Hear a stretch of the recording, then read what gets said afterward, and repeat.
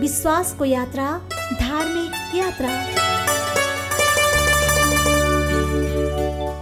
दर्शकबिन नमस्कार। आध्यात्मिक मूल्य मान्यताप्रति प्रतिबद्ध नेपालको पहिलो धार्मिक तथा आध्यात्मिक टेलिभिजन भक्ति दर्शन टेलिभिजनको यो विशेष प्रस्तुति धार्मिक यात्रा विशेषमा तपाईलाई हार्दिक स्वागत गर्दछु। म हेमा शर्मा। दर्शकबिन यस प्रस्तुति अन्तर्गत रहेर हामीले यहाँलाई विभिन्न धार्मिक स्थलहरूको दर्शन गराउँदै आएका छौँ र यसै क्रममा आज हामी गोकर्णेश्वर भन्दा केही माथि रहेको उत्तर वाहिनी उत्तर गयामा हामी उपस्थित भएका छौँ र विशेष गरी उत्तर गयालाई चाहिँ पितृ तीर्थका रूपमा चाहिँ मान्ने गरिएको छ र पितृहरूको कार्य गर्नको लागि पितृ मुक्ति हेतु चाहिँ यस स्थलमा आएर श्राद्ध तर्पण आदि कार्य गर्ने हाम्रो वैदिक परम्परा रहिआएको छ र यसरी यो पितृ तीर्थमा आएर आफ्नो पितृहरूको दिवंगत पितृहरूको चाहिँ सम्झना गरेर उहाँहरूको स्मरणमा श्रद्धा तर्पणहरू आदि गर्दाखेरि उहाँलाई मुक्ति मिल्ने र सन्ततिलाई चाहिँ सुख शान्ति समृद्धि मिल्ने हाम्रो धार्मिक विश्वास रहिआएको छ र यहाँ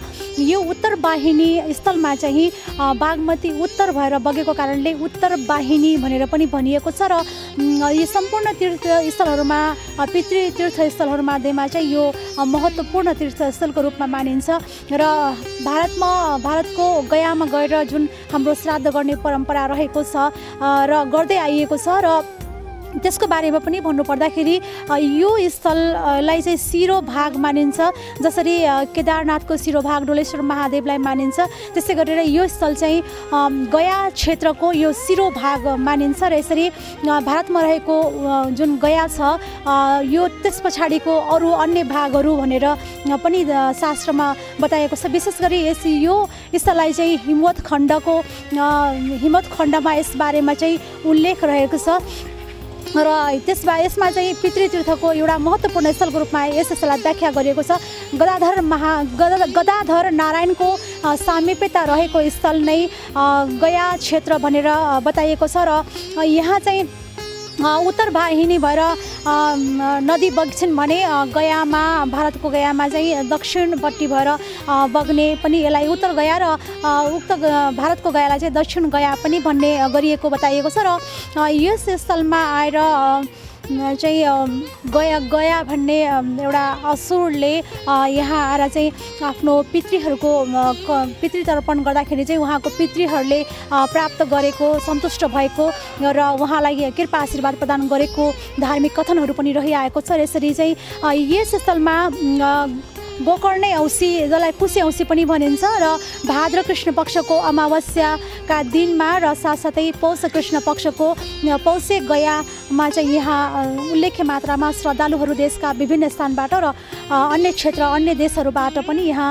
श्रद्धालुहरू आएर आफ्नो पितृहरूको सम्झना गर्ने गर्दछन् र उक्त दिनमा चाहिँ यहाँ मेला नै लाग्ने गर्दछ र यहाँ चाहिँ विभिन्न मठ मन्दिरहरू कान्ति भैरव हुनुहुन्छ भने गोकर्णेश्वर महादेव, गदाधर नारायण र वासुकी नागराज, पञ्चमुखी हनुमानका विभिन्न मठ मन्दिरहरू पनि रहेका छन् र यसरी विभिन्न देवी देवताले संरक्षण गरेको शोभायमान बनाएको र शक्ति ऊर्जा प्रदान गरेको यो पवित्र पावन भूमि हो र हामीले यहाँलाई चाहिँ यो उत्तर वाहिनी गयाको बारेमा चाहिँ आज यहाँलाई हामीले अवगत गराउन गइरहेका छौँ।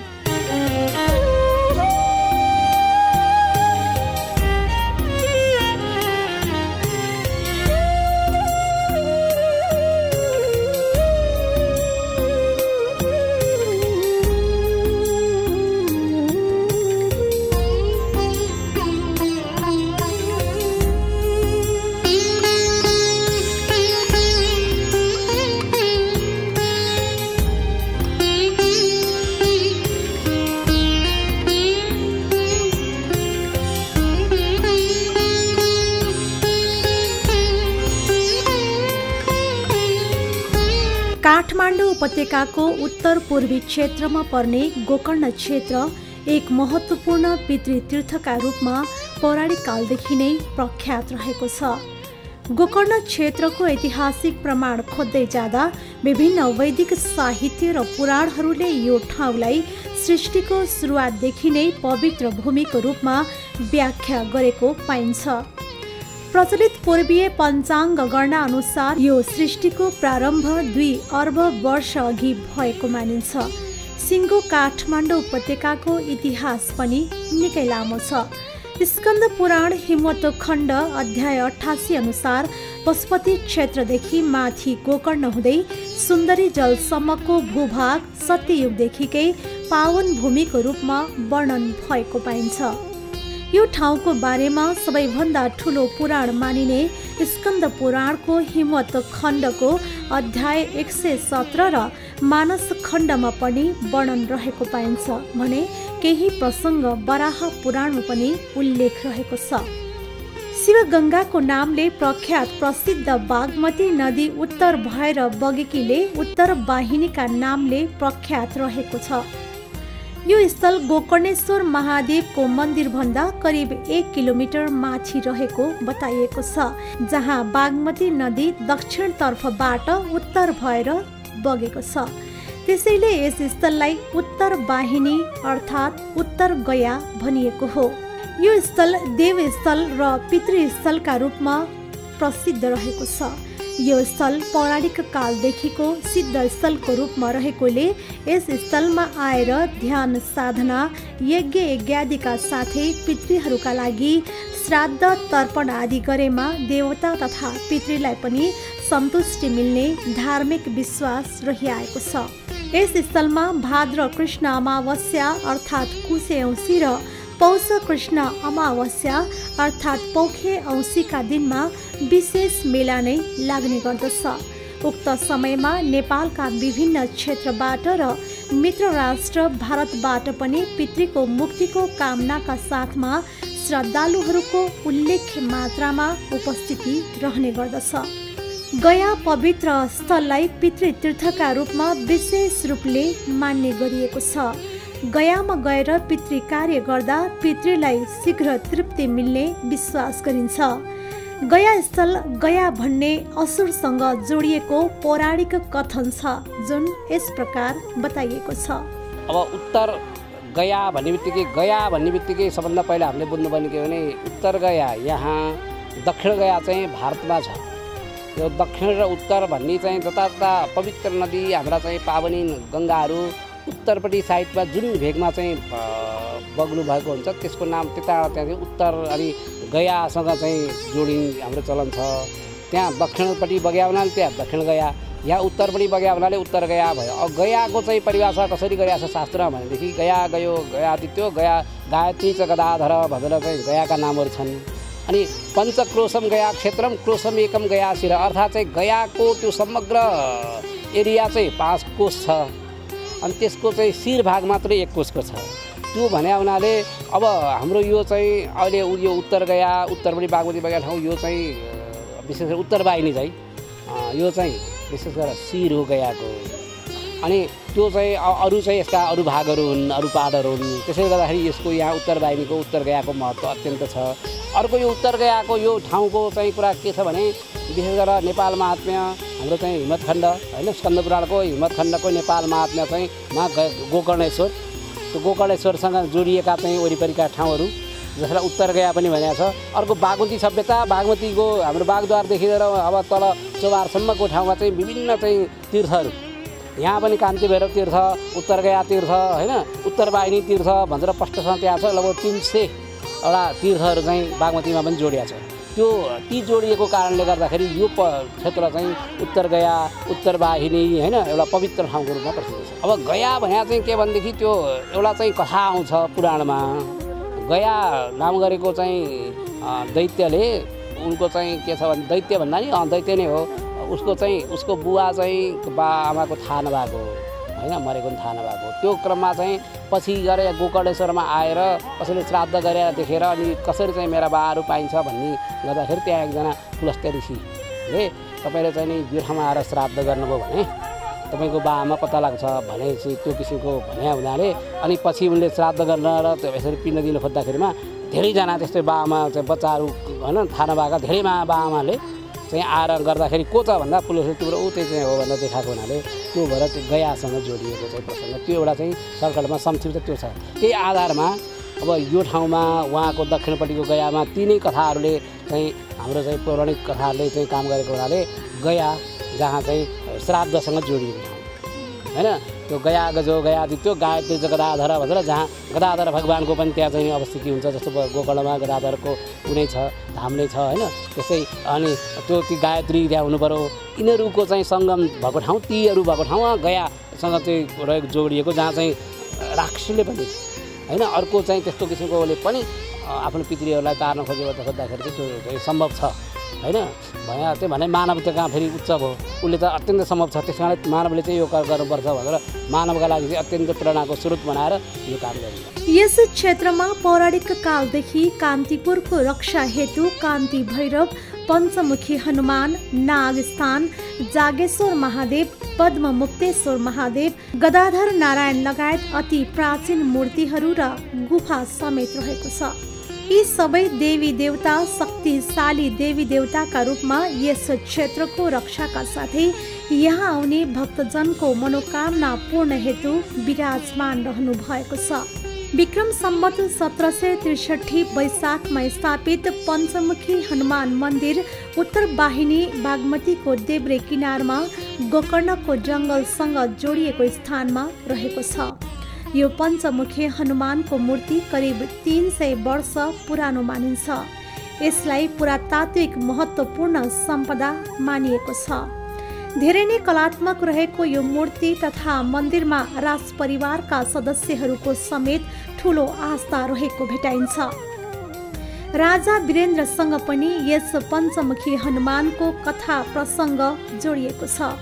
यस क्षेत्रमा तपस्या गर्ने तपस्वीहरू, साधुहरू सर्वश्री चढानन्द ब्रह्मचारी, वासुकी ब्रह्मचारी, शिवपुरी बाबा, गलेश्वर बाबा, योगमाया माताजी, कुबेरपुरी, प्रेमनारायण, महानन्द आदि साधुहरूले साधना गरेको गुफाका साथै कान्ति भैरव गुरुकुलम पनि सञ्चालित रहेको छ।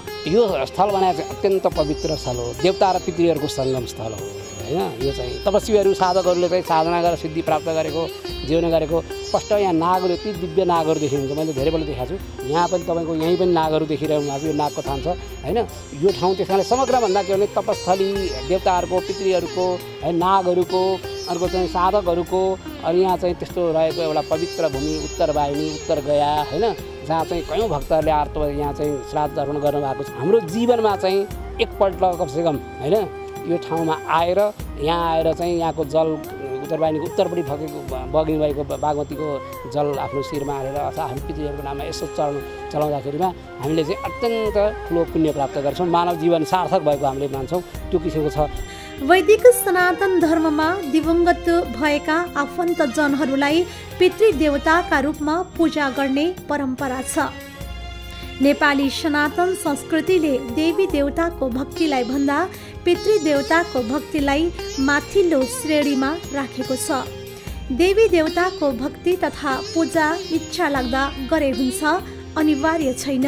तर पितृहरूको भक्ति तथा पूजा हाम्रो सनातन धर्म संस्कृतिमा अनिवार्य नै रहेको छ।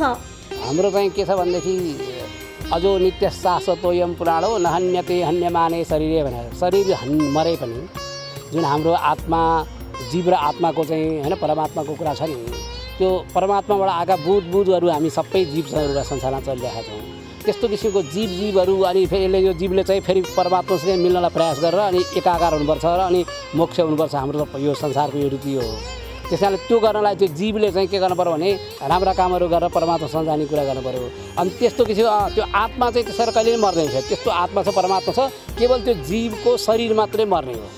जीवित रहेको तत्त्व परमात्मा तत्त्व चाहिँ मर्दैन। तर जीवले के गर्छ भने मिलेर ठ्याक्कै शरीर नलिने प्रसङ्ग चाहिँ मोक्ष हुनु पर्यो। र शरीर लिइरहँदाखेरि चाहिँ ऊ आइरहन्छ। त्यसले गर्दाखेरि त्यो मोक्ष हुनका लागि एउटा चाहिँ उसलाई खानपिनका चाहिँ त्यो आत्माबाट चाहिँ शरीरको कति हुन्छ त्यो शरीरकोले चाहिँ होइन यो शरीर छोडिसकेपछि त्यो जीव रहिरहने भावनाले अर्को परमात्मा मिलिसकेको छ उसलाई चाहिएन। मिल्न नसक्ने क्रममा चाहिँ अनि अन्न पानी भड्किने भन्दा पनि यो संसारमा हुने होइन हुने अनि अस्तित्व हुने अनि त्यहाँबाट चाहिँ त्यो जोडिने पुर्खासँग जोडिरहने। हरेक देवी देवताको भक्ति तथा पूजा गर्नुभन्दा पहिला पितृदेवताको पूजा गर्न अनिवार्य छ। पितृदेवता प्रसन्न भए मात्रै देवी देवताले फल दिने बताइएको छ। हामीले सम्झनुपर्ने पाटो के हो भने वैज्ञानिक कारण देखिएन भन्दै संस्कारहरू त्याग्नुको सट्टा यी संस्कारहरूका वैज्ञानिक कारण खोज्नतर्फ लाग्न सक्नु पर्दछ।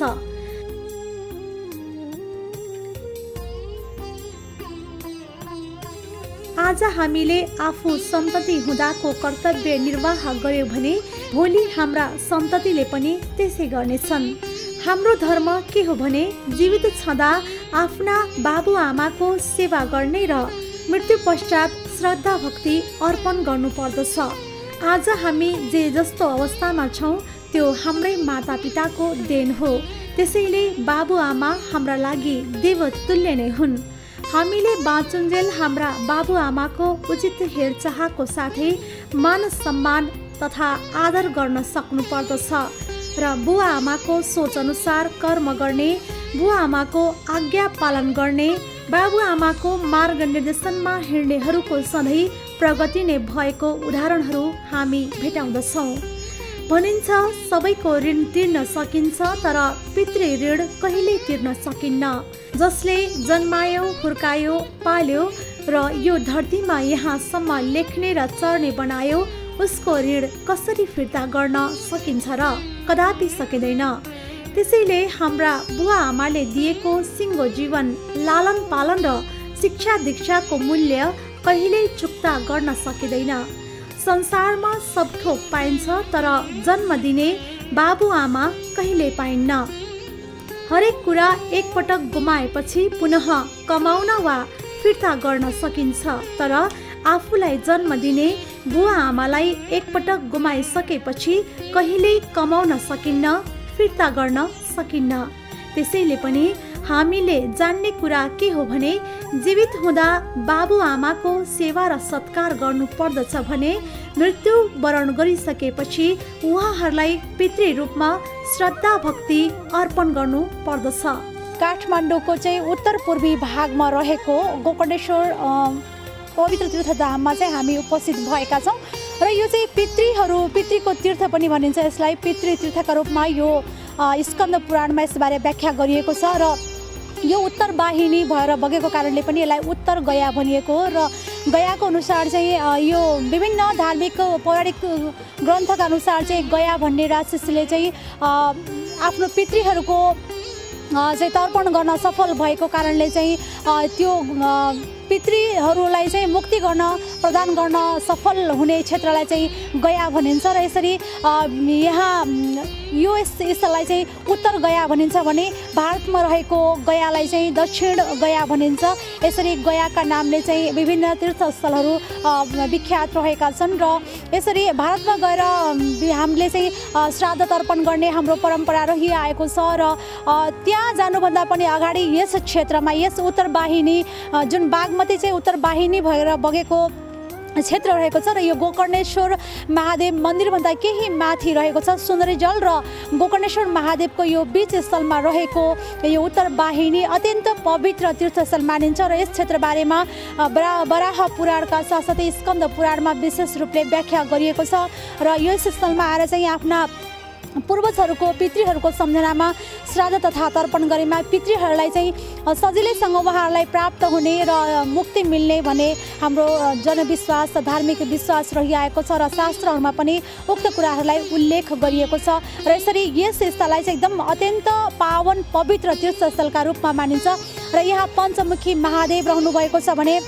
कान्ति भैरव कान्तिपुरको रक्षा हेतु चाहिँ कान्ति भैरव रहनु भएको छ र साथसाथै बासुकी नागको मन्दिर रहेको छ। जागेश्वर महादेव, पद्ममुक्तेश्वर महादेव, गदाधर महादेव लगायतका विभिन्न देवी देवताहरूले चाहिँ संरक्षण गरेको सुशोभायमान भएको यस क्षेत्र चाहिँ पितृ तीर्थका रूपमा चाहिँ प्रख्यात रहेको छ र यस स्थलमा कुशे औँसी अर्थात् चाहिँ भाद्र कृष्ण पक्षको औँसी कुशे औँसीको दिनमा चाहिँ यहाँ पितृहरूको तर्पण हेतु श्रद्धालुहरूको उपस्थिति रहने गर्दछ भने एउटा चाहिँ पौख गया भनिन्छ जसलाई चाहिँ यो पुष कृष्ण पक्षको अमावस्या तिथिमा चाहिँ पौष गयाका रूपमा पनि यस स्थलमा चाहिँ भव्य मेला लाग्ने गर्दछ र उक्त समयमा चाहिँ हाम्रो यो देशका र भारत लगायत अन्य क्षेत्रका सनातन धर्मावलम्बीहरू हरेक सम्प्रदायका धर्मावलम्बीहरू यस क्षेत्रमा चाहिँ आफ्नो पितृको मुक्तिका लागि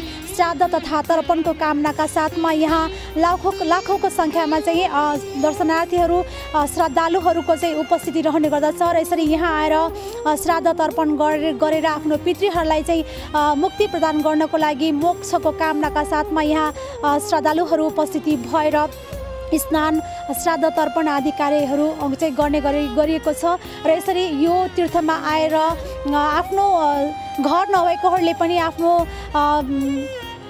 टाढा टाढा घर हुनेहरूले पनि नजिकै सहरमा बसेका बासिन्दाहरूले पनि यस स्थलमा आएर श्राद्ध तथा तर्पण गर्ने परम्परा छ र यसरी यस स्थलमा गरेको श्राद्ध तथा तर्पणले पितृहरूलाई अत्यन्त प्रसन्नता हुने मुक्ति मिल्ने र उहाँहरूलाई खुसी भइसकेर आफ्नो सन्ततिलाई चाहिँ आशीर्वाद प्रदान गर्ने हाम्रो धार्मिक मान्यता रहेको छ र यसरी विभिन्न धार्मिक स्थलहरूमध्ये यो हामीले यहाँलाई चाहिँ पितृहरूको लागि प्रख्यात रहेको उत्तर गयाको नामले प्रख्यात रहेको यो उत्तर वाहिनी क्षेत्र गोकर्णेश्वर महादेवभन्दा पर रहेको यस क्षेत्रको यहाँलाई हामीले चाहिँ अवगत गराइरहेका छौँ। दर्शकबिन, हामीहरूले आफ्ना पितृहरूको श्राद्ध गर्नु भनेको हाम्रा पितृहरूका लागि नभई आफ्नै लागि हो।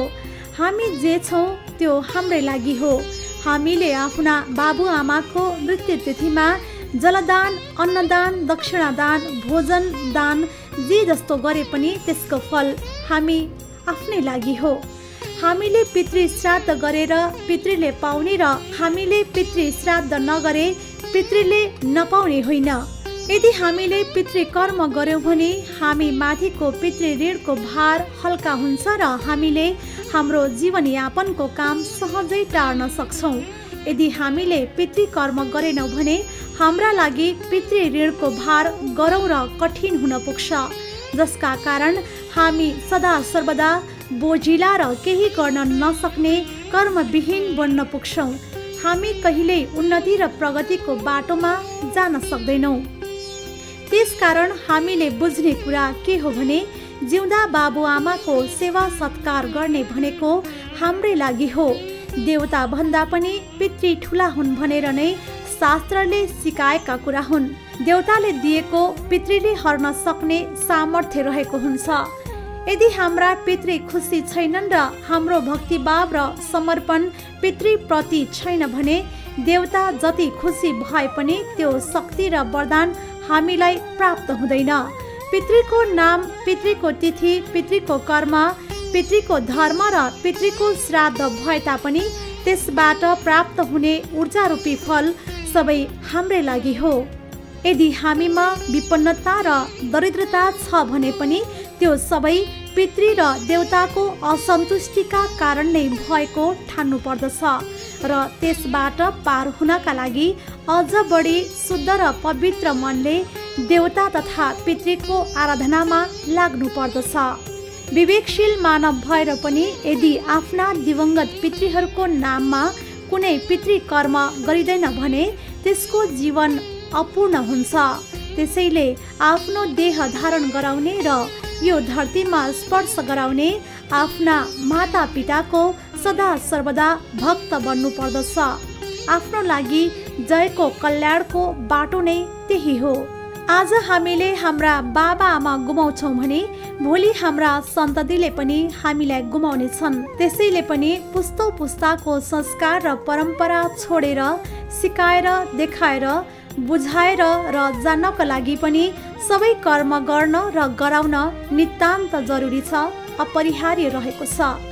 दर्शकबिन, तपाईँ श्रद्धा, भक्ति अनि विश्वासको यात्रा, धार्मिक यात्रामा रहनु भएको छ र यस प्रस्तुति अन्तर्गत रहेर हामीले यहाँलाई विभिन्न धार्मिक स्थलहरूको दर्शन गराउँदै आएका छौँ र यसै क्रममा आज हामी चाहिँ उत्तर वाहिनी उत्तर गया तीर्थमा उपस्थित भएका छौँ र यो स्थल चाहिँ गोकर्णेश्वर महादेवभन्दा केही पर र सुन्दरी जलभन्दा वर दुईटाको बीच स्थलमा चाहिँ यो पवित्र पितृतीर्थ स्थल रहेको छ र यहाँ आएर चाहिँ आफ्नो दिवंगत पितृहरूको सम्झनामा श्राद्ध तर्पण आदि लगायतका विभिन्न शुभ कार्यहरू गर्दा पितृहरूलाई प्राप्त हुने र पितृहरूको आशीर्वाद सन्ततिलाई प्राप्त हुने बताइएको छ र यसरी भनिन्छ देवताले दिएको पनि पितृले हर्ने गर्दछ भनिन्छ र यसरी पितृलाई खुसी पार्नु सन्ततिको एकदम प्रमुख दायित्व हुन आउँछ, प्रमुख कर्तव्य हुन आउँछ र पितृहरू जिउँदो छँदाखेरि उहाँहरूको चाहिँ सेवा सत्कार सम्मान गर्नु र साथसाथै मृत्यु भइसकेपछि पनि उहाँहरूको तिथिमा दिवंगत भएको तिथिमा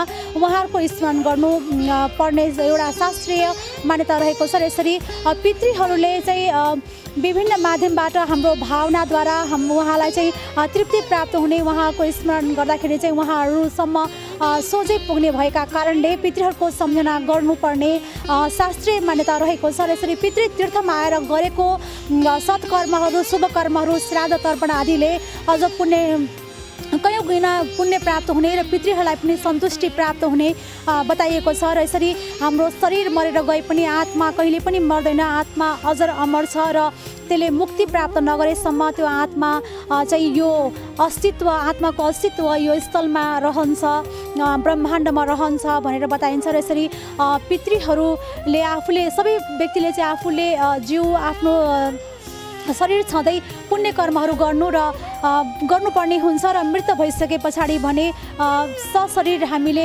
नभएको कारणले पुण्य कर्महरू गर्न सकिँदैन र सक्दैनौँ र यसरी पुण्य कर्मको सञ्चय बिना मोक्ष प्राप्त गर्न पनि असम्भव नै छ। त्यसै कारणले पुण्य कर्म गर्नु, सत्कर्म गर्नु, दान पुण्य गर्नु, पितृहरूको सम्झना गर्नु लगायतका शुभ कर्महरू गर्नुपर्छ, सत्यको पालन गर्नु, ब्रह्मचर्यको पालन गर्नु, सत्य धर्ममा रहनु, सबैको परोपकार गर्नु लगायतका पुण्य कर्महरूले चाहिँ मोक्ष प्राप्तिको मार्ग प्रशस्त गर्दछ भनेर चाहिँ शास्त्रहरूले व्याख्या गरेका कारणले हामीले आफ्नो शरीर हुँदाखेरि सत्कर्महरू गर्नु, पुण्य गर्नु, परोपकार गर्नु नितान्त आवश्यक छ र मृत्यु पश्चात पनि उक्त पुण्यले हामीलाई चाहिँ मोक्षको मार्गसम्म चाहिँ डोर्याउने भनेर शास्त्रीय मान्यता रहिआएको छ र यसरी हामीले आफ्नो पूर्वजहरूको सम्झनामा पनि सत्कर्महरू गरिरहनुपर्छ। उहाँहरू सशरीर नभएका कारणले आफूले शुभ कर्महरू नगर्ने र शुभ कर्महरू सत्कर्महरू परोपकारका कर्महरू नगर्दा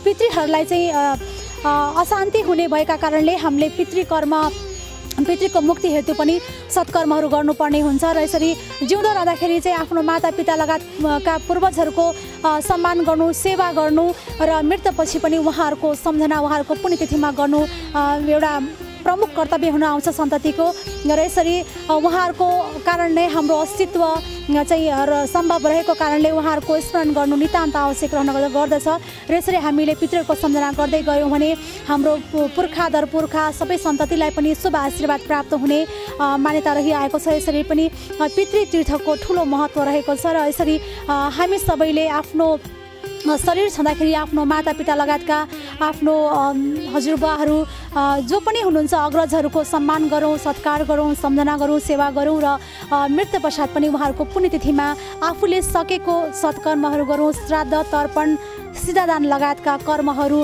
गरौँ र यसरी हामीले पुण्य प्राप्त गर्न सक्छौँ र हामीले अविश्वास गर्नु हुँदैन। यसमा चाहिँ सनातन धर्ममा हरेक कुराको अस्तित्वलाई स्वीकार गरिएको छ र यसरी हामी सनातन धर्मावलम्बीहरूले आफ्नो संस्कार संस्कृतिहरूको पालना गर्दै जानमा नै हामी सबैको कल्याण साधिएको छ।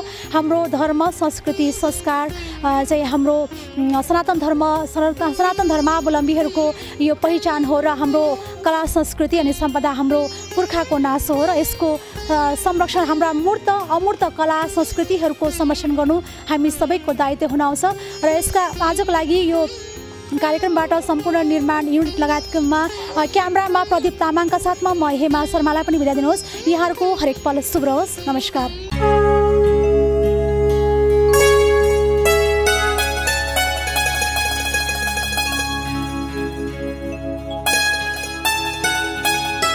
श्रद्धा, भक्ति अनि विश्वासको यात्रा, धार्मिक यात्रा।